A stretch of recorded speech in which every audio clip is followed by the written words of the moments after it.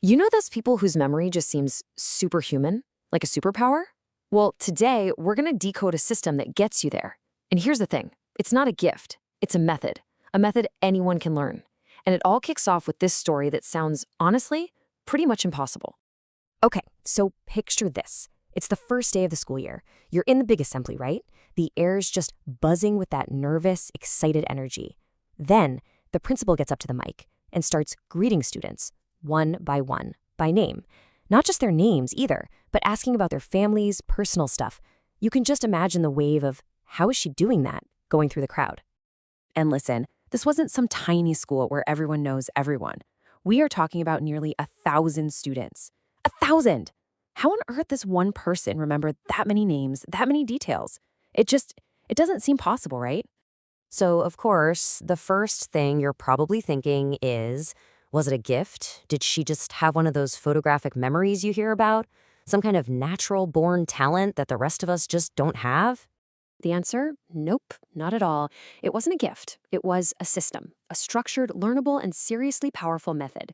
And that's exactly what we're going to do right now. We're going to break it down for you step by step. All right, let's dive in and solve this 1,000-name mystery. See, the principal was actually a huge nerd about memory science. She was inspired by guys like Hermann Ebbinghaus, who figured out that forgetting, it's not random, it's totally predictable. So she knew that memory wasn't some kind of magic trick. It was all about management. And her whole management system, it was built on 5 key principles. So let's kick things off with the first 2 keys. These are kind of the nuts and bolts of her system, creating what she called anchors and building memory palaces. These are the tools, the absolute foundation for everything else. Okay, key number 1. We're calling it the first impression anchor. Think about it. Most of us, we hear a new name and it goes in one ear and right out the other, right? Well, the principal, she actively caught it, and she would immediately anchor it with a crazy, vivid mental picture right in that first moment she heard it. And there's some really cool science behind this. It's based on something called dual coding theory from researchers like Alan Pavio. The idea is actually super simple. Your brain has one channel for words and a totally separate one for images. So when you connect a word to an image, you're creating 2 pathways to that same memory. You're basically doubling its sticking power. It's a total game changer. So what does this look like in real life? Well, when the principal met a student named Harish, she'd instantly imagine him holding a hari leaf. Hari meaning green. See? Simple link. And you can use this for anything. Let's say you're trying to remember photosynthesis. Instead of just the word, picture a plant wearing sunglasses, sipping a glass of pure sunlight through a straw. The trick is to make it vivid, make it personal. And yeah, making it a little weird definitely helps. All right, that brings us to key number 2, which takes this whole thing to the next level, the memory palace walk. This isn't just about remembering one thing. This is about organizing hundreds of things in a way your brain can actually find them again. This technique is actually ancient. It's called the method of loci, and it dates all the way back to ancient Greece, to a poet named Simonides of Ceos. And it works because it taps into something our brains are naturally amazing at: spatial memory. I mean, think about it. We are brilliant at remembering places we know, like our own homes. So how do you build one of these palaces? It's easy. Step 1, pick a place you know like the back of your hand. Your house is perfect.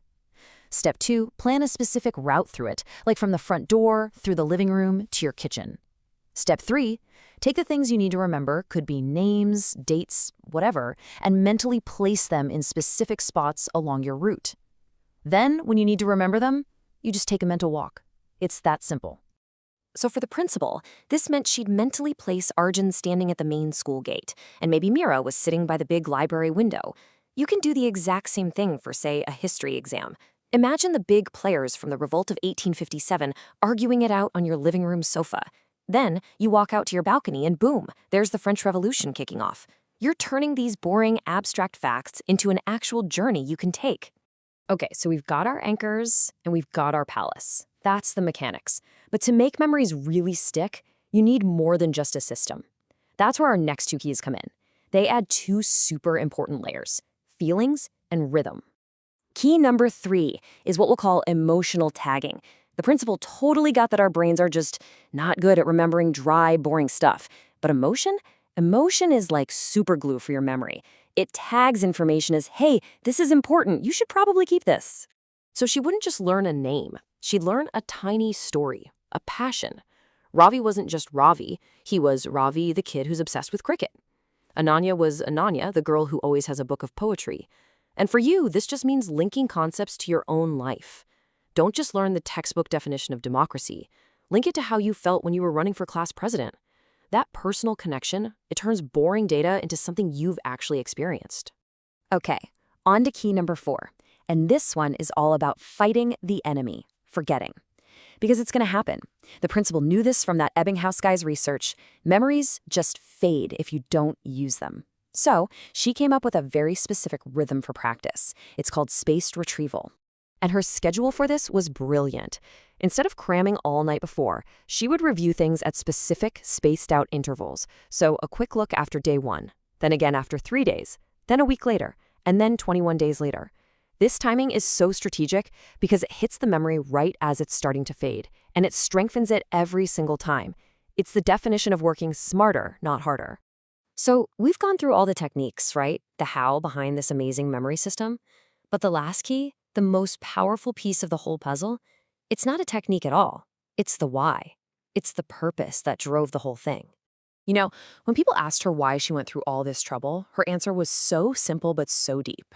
She said, "When I say a child's name, I tell them they matter." For her, this was never about a memory trick. It was about leadership. It was her way of showing every single student that they were seen, that they were respected.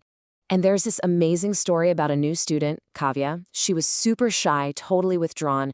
And one morning, the principal just saw her and said, "Welcome to our family, Kavya." And that one moment, that little bit of recognition, it changed everything for her. Her confidence just exploded. A remembered name built a bridge. And that's the real lesson here, isn't it? The why behind the memory is what gives it all its power. So let's put this all together. How do we take everything we've learned and boil it down? Well, you can actually distill her entire system into one powerful formula, a formula you can use for literally anything you want to remember. And here it is. It's simple, but it is so powerful. It all starts with attention. That's how you create the anchor. Then you need an association, like a visual or a spot in your memory palace. You layer on emotion to make it really stick. You use spaced revision to lock it in for good. And holding the whole thing together is purpose. See, this isn't just a random list of tips. It's a complete formula for building a truly powerful memory. Look, the principal used this system to connect with 1,000 students. You could use it to completely master a subject for an exam. So the real question, the one I want to leave you with, isn't about what you can remember. It's about why. What information, what skill, what person in your life is important enough for you to put in this effort? What connection are you going to make unforgettable?